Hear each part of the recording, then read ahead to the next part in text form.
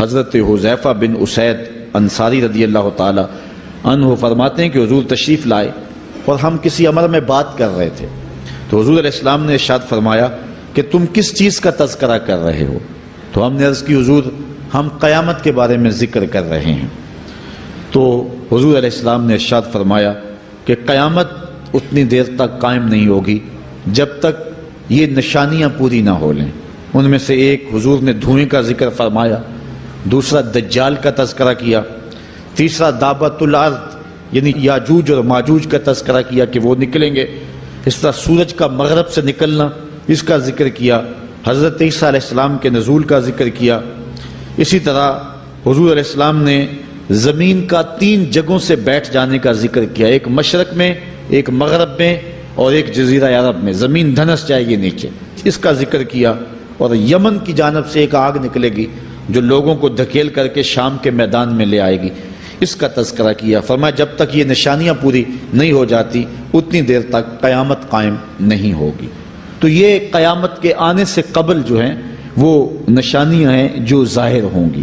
اس کے علاوہ قیامت آنے سے کچھ اس سے بھی پہلے نشانیوں کا ظہور ہوگا، جس کا ذکر حضور نبی رحمت صلی اللہ علیہ وسلم نے ارشاد فرمایا۔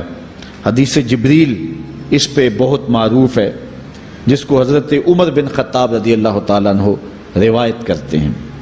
آقا کریم علیہ السلام کی خدمت میں کہتے ہیں ہم حاضر تھے کہ ایک شخص آیا کہ جس کے سیاہ کالے بال تھے اور سفید رنگ کا اس نے لباس پہنا ہوا تھا، اہل مدینہ سے وہ تھا نہیں، اور اس کے چہرے پر، لباس پر، بشرے پر آثار سفر بھی ظاہر نہیں تھے۔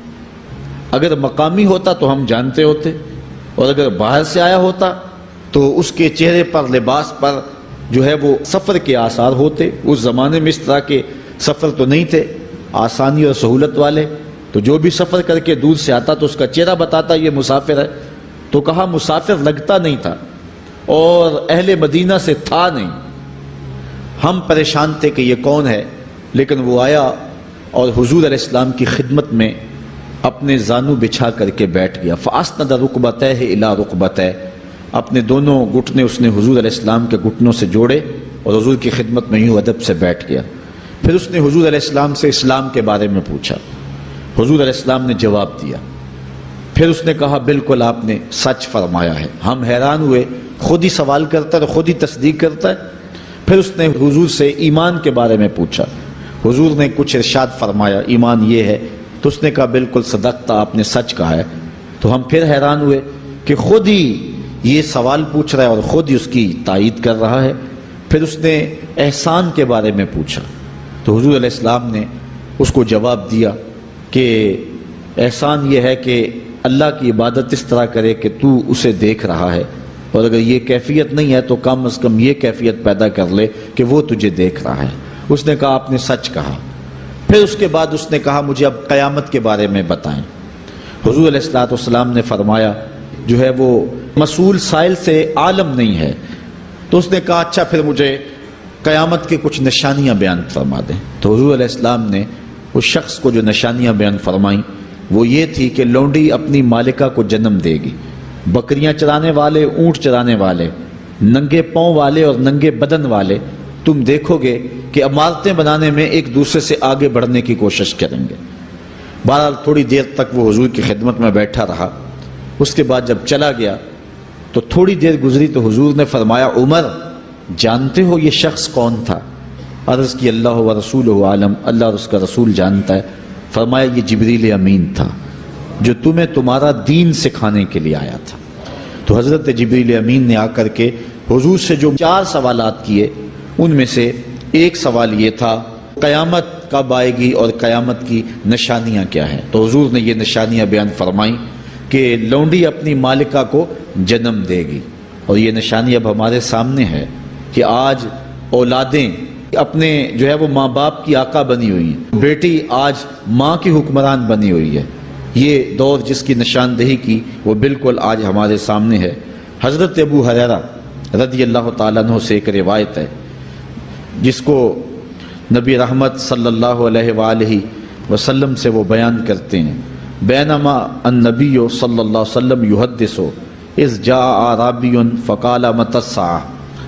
حضرت ابو ہریرہ فرماتے ہیں کہ ہم حضور کی خدمت میں بیٹھے ہوئے تھے، ایک شخص حاضر ہوا، اس نے حضور سے کہا کہ حضور قیامت کب آئے گی؟ یہ سوال کیا، متی الساعہ، قیامت کب آئے گی؟ آقا کریم علیہ السلام نے اس کو جواب دیا، اذا ضیعت الامانہ فانتظر الساعہ، جب امانت کو ضائع کر دیا گیا تو سمجھ لے قیامت آ گئی۔ جب امانت کو ضائع کر دیا جائے گا تو سمجھ لے قیامت آ گئی ہے۔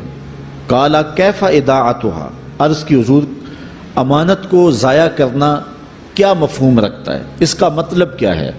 تشریح پوچھی حضور سے، تو حضور علیہ السلام نے جو جواب دیا وہ سماعت کیجئے۔ قال اذا وسد الامر الى غیر اہلہ فانتظر الساعہ، فرمایا جب معاملات نااہل لوگوں کے سپرد کر دیے جائیں تو سمجھ لے کہ قیامت آ گئی۔ جب مسندوں کے اوپر مسندوں کے حقدار نہیں ہوں گے، جب زاغوں کے تصرف میں عقابوں کا نشیمن آ جائے گا، جب تخت و تاج کے مالک غدار، بے دین اور نااہل لوگ ہوں گے، جب تخت و تاج کی حکمرانی اور مسلح و امامت کے مسند کے اوپر بیٹھنے والے بھی نااہل ہوں گے، تو پھر سمجھ لینا کہ قیامت جو ہے وہ ظاہر ہو رہی ہے۔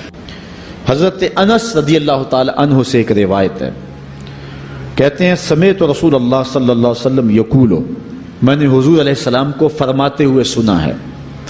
یہ حضرت انس رضی اللہ تعالیٰ عنہ وہ صحابی ہیں جنہوں نے 10 سال تک حضور کی نوکری کی ہے، اور کہتے ہیں 10 سال میں ایک بار بھی ایسا نہیں ہوا کہ حضور نے مجھے اف بھی کہا ہو۔ کہتے ہیں کبھی ایسا ہوتا کہ میرے ہاتھ سے کوئی برتن ٹوٹ جاتا، ازواج مطہرات جو ہیں وہ اس پہ ناراض ہونے لگتی تو حضور علیہ السلام روک دیتے، فرماتے اسے کچھ نہ کہو، اس برتن کی عمر ہی اتنی لکھی ہوئی تھی، یہ اتنے عرصے کے لیے ہی پیدا کیا گیا تھا۔ تو آقا کریم علیہ السلام نے جو ہے وہ ازواج مطہرات کو بھی روکا کہ وہ مجھے جھڑکے نہ۔ خدمت رسول اللہ صلی اللہ علیہ وآلہ وسلم 10 سنین، میں نے پورے 10 سال حضور کی نوکری کی ہے۔ بلکہ جب آپ کہیں گے کہ حضور کے خادم کا نام کیا ہے، سارے صحابی حضور کے خادم ہیں، لیکن نام حضرت انس رضی اللہ تعالی عنہ کا آئے گا، یہ حضور علیہ السلام کے خادم خاص ہیں، اور حضور سے بہت ساری باتیں انہوں نے سنی ہیں۔ تو ان باتوں میں سے ایک بات کہتے ہیں سمعت رسول اللہ صلی اللہ علیہ وسلم یقول، میں نے رسول کریم صلی اللہ علیہ وسلم کو کہتے ہوئے سنا، ان من اشراط الساعۃ ان یرفع العلم، قیامت کی نشانیوں میں سے ایک نشانی یہ ہے کہ علم اٹھا لیا جائے گا، جہالت پھیل جائے گی، علم اٹھا لیا جائے گا۔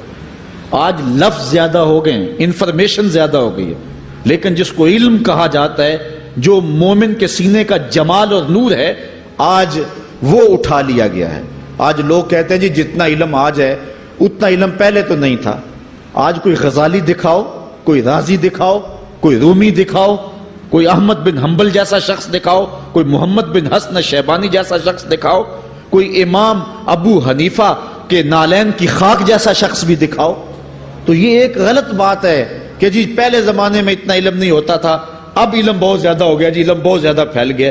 علم نہیں پھیلا ہے، یہ چند معلومات ہیں، انفارمیشن کا دور ہے، اور خبریں ہیں۔ جو علم ہے، جو کہ مومن کے سینے کا جمال ہے اور باطن کا نور ہے، جو زندگی کی راہوں کو اجالتا ہے اور زمانے کو مالک کی دہلیز کے قریب کرتا ہے اور انسان کو انسانیت سکھاتا ہے، وہ علم جو ہے وہ اٹھتا چلا جا رہا ہے۔ اور حضور سے پوچھا گیا کہ حضور علم سینوں سے اچک لیا جائے گا، سینوں سے کھینچ لیا جائے گا؟ فرمایا نہیں، علماء اٹھا لیے جائیں گے۔ جب علماء فوت ہو جائیں گے تو ان کی جگہ اس درجے کے لوگ نہیں آئیں گے، پھر زوال پذیر سلسلے ہوتے چلے جائیں گے، علم اٹھا لیا جائے گا۔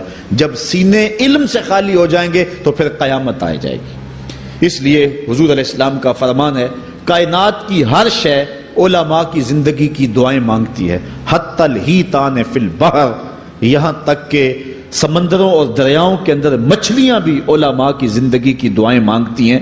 انہیں پتہ ہے علماء ہیں تو کائنات معرض وجود میں آئی تو موجود رہے گی، اگر علماء نہیں ہوں گے تو کائنات جو ہے وہ بالکل قیامت کا شکار ہو جائے گی۔ تو پہلی چیز حضور نے ارشاد فرمایا ان یرفع العلم، علم اٹھا لیا جائے گا، ویکثر الجہل، اور جہالت عام ہو جائے گی۔ علم کی جگہ جو ہے وہ جہالت عام ہو جائے گی۔ آج علماء نہیں رہے ہیں، آج ہم جو ہے وہ انحصار کرنے لگے ہیں چند ٹیلی ویژن چینلوں پہ، اور اس کا نتیجہ کیا ہے کہ مختلف چینلز کے اوپر بیٹھے بہت سارے لوگ گمراہی پھیلا رہے ہیں۔ یہ ایک الگ داستان ہے، ایک الگ کہانی ہے کہ کس طرح سے علم کا گلا گھونٹا جا رہا ہے اور کس طرح جو ہے وہ لوگوں کو گمراہ کیا جا رہا ہے۔ یہ جہالت کی کثرت ہے۔